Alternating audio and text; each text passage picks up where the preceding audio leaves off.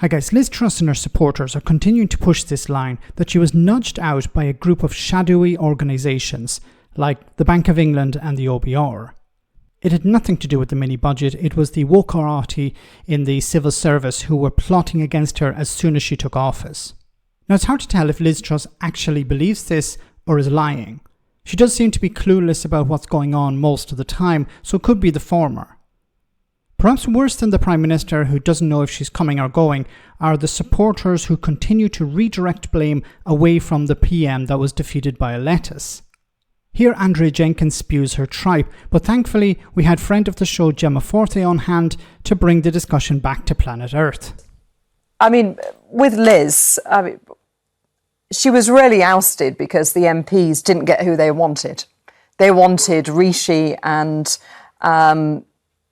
The members so they tried everything possible to get rid of her. And that is I think it was maybe linked to crashing the economy in 5 minutes. But you haven't been out. You haven't been on the inside. I mean, I've been in the Whip's office. I've been. I'm sure they were very, very alarmed. No, this was an excuse to get rid of Liz. I was there in the tea room hearing the gossip people talking. I was there when my mortgage went up as a direct result, and when millions of people were absolutely livid my that she and Kwasi Kwarteng didn't even have the decency to check their reckless budget with the OBR. I'm talking about why she was ousted. She was ousted by the MPs. She was ousted because we've got a healthy democracy. No, but ultimately she was ousted. If it was about democracy, yes...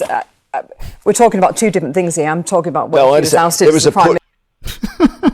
Well said, Jemma.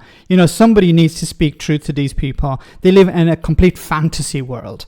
The idea that it was some sort of conspiracy to get Liz Truss out. It was the MPs. They never really wanted her, so they wanted her out. Look, the MPs, of course, support the Prime Minister, no matter who it is, especially if it's the Conservatives. They will support the Prime Minister. They will jump through hoops. They will engage in mental gymnastics to defend the Prime Minister. But when it came to Liz Truss, they couldn't. How could they go to their constituents and say, actually, yes, your mortgage has doubled in some cases because of the mini-budget, but that's okay because she's, cutting taxes, or she's going to fight the wokarati or whatever. It didn't fly with people. How could MPs defend that?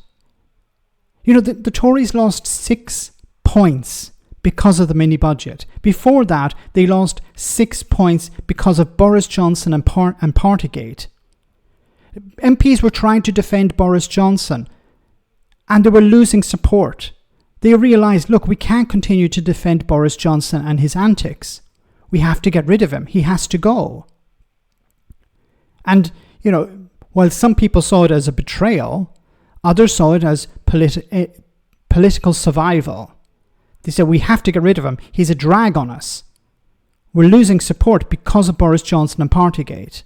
He has to be gone. He has to be removed. And the same with Liz Truss. We're losing support because of this bloody mini-budget. She has to go along with Kwasi Kwarteng. So, Kwasi Kwarteng, of course, was forced out by Liz Truss, but eventually Liz Truss went because of pressure from within the Conservative Party. They will always put the party first. It's not about the country, never was, never will be. But to suggest that it was the MPs who didn't support her from the beginning, maybe some of them didn't, but as soon as she was made Prime Minister, they backed her. People who had disagreed with her, Rishi Sunak, who had disagreed with her, backed her. But as soon as the mini-budget came in, and it was affecting voters, and they couldn't defend it on the doorstep, then they realised she has to go. Let me know in the comment section, guys, what you think. As always, your comments are greatly appreciated. Thanks a lot.